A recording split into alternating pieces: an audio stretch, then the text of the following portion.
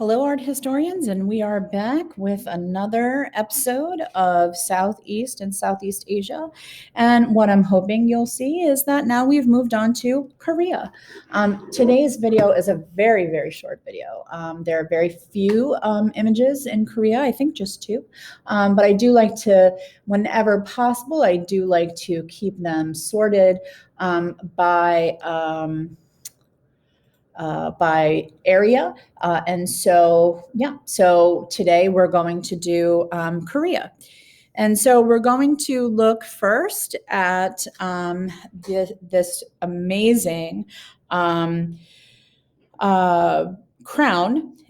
that I want you to see. And I want you to pay attention to the fact that it is gigantic. It is 11 inches high from the base here to the top here. That does not include the decorations that hang off the bottom. So this is called the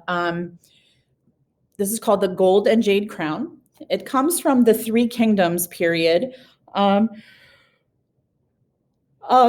Korea time period. And that is because in the 5th and 6th centuries, Korea was divided into three kingdoms. And the Shilla, that's how you would have pronounced it, like with an SH, the Shilla was the most powerful of the three kingdoms. And in those three kingdoms, the Shilla was known as being the most powerful, but also known as being the wealthiest. The Chinese called the Shilla Empire or the Shilla Kingdom the country of gold. So they were the wealthiest, they were the strongest, and what you see here is a really, really important artifact, because this is before Buddhism comes to Korea. With the introduction of Buddhism, Korea becomes almost completely Buddhist. But before Buddhism comes to Korea, the members of the Shilla Kingdom practiced what is called shamanism, where you have a shaman, and shamanism is the worship of nature. And so what you see here is a crown that has a couple of really important iconographic meanings, things that are clearly images of iconography meant to teach or to inform or to connect with the viewer. So I'm hoping that as you look at it, you'll see a little bit that these look a little bit like trees. And that these look a little bit like fruit. And that is because, yes, part of this crown it's meant to look like nature. It is meant to look like branches of trees, and it's meant to look like branches of trees that are covered with ripe fruit.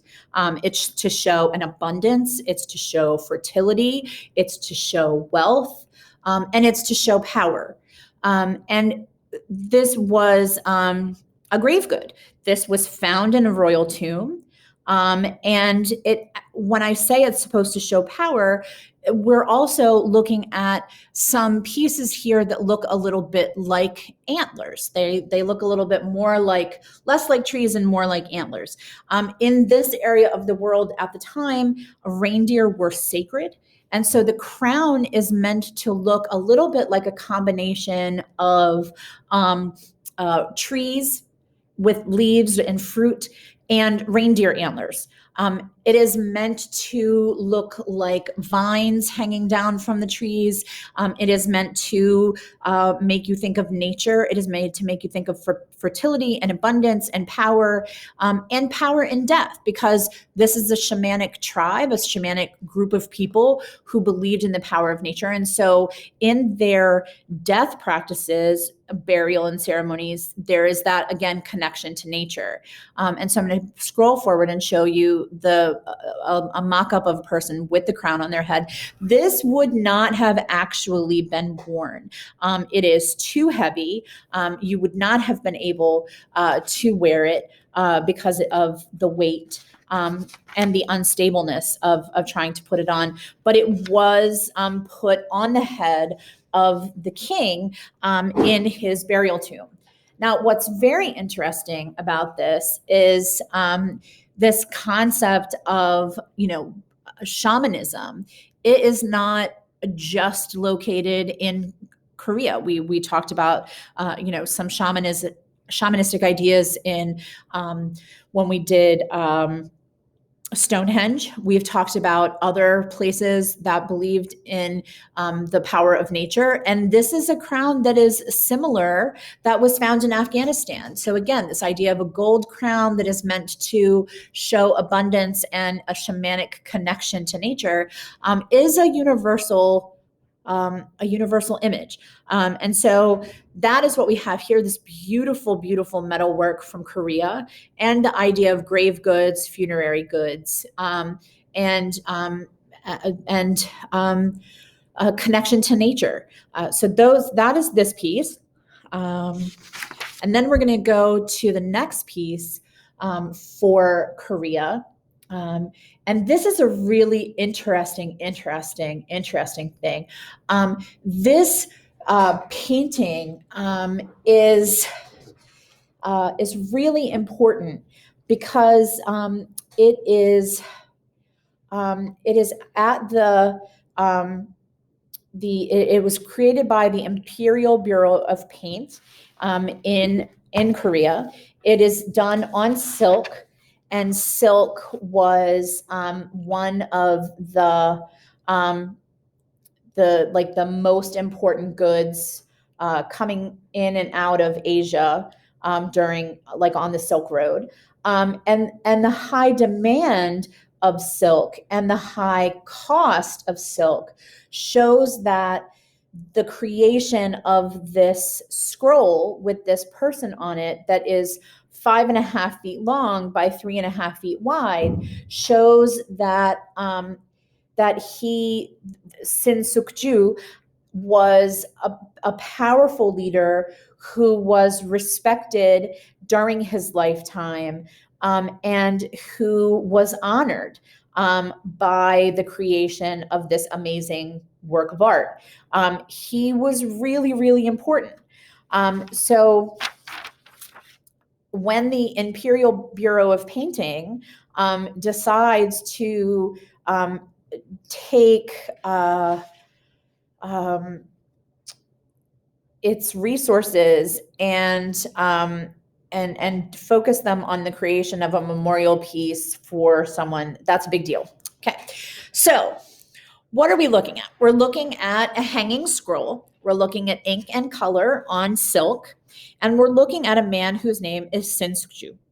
He was a politician, and he ruled Korea during the Joseon period.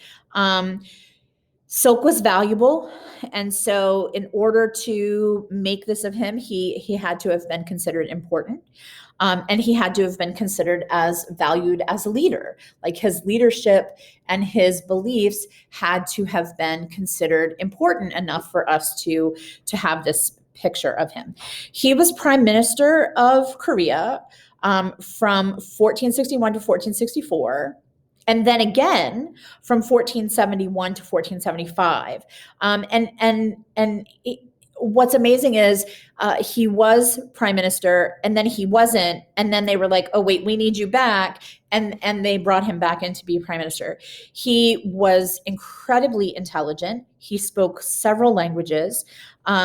He served the king. So he himself was not king, he was prime minister.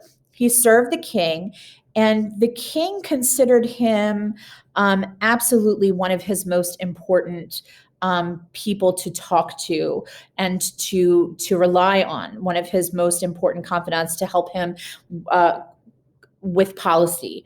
But in addition to that, he was seen as a person, because he spoke so many languages and interacted with other people. He was seen as having huge insight into China during the Ming Dynasty. And he was considered an incredible scholar, an incredible strategist,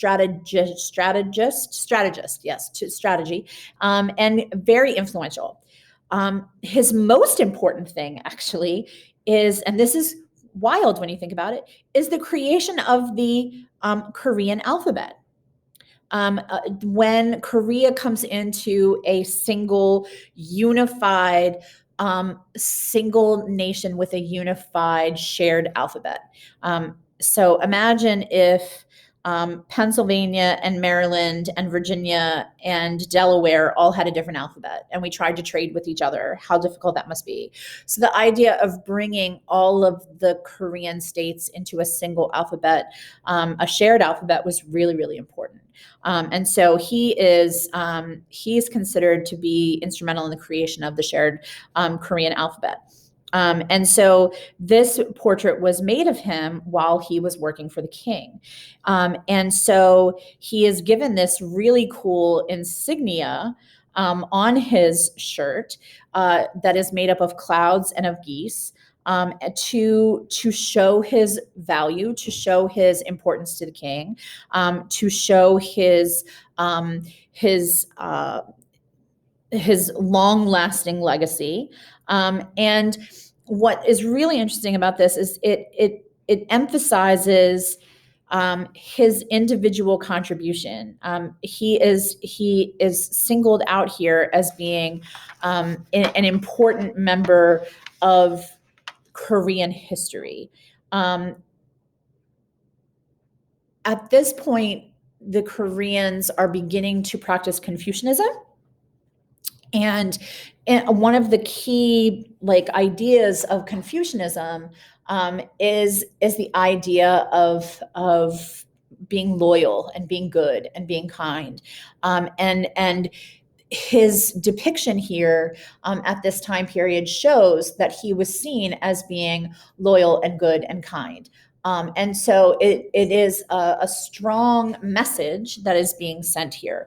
The other strong message that is being sent is that he was valued, because there's evidence that it was retouched and repainted several times up until his death in 1475.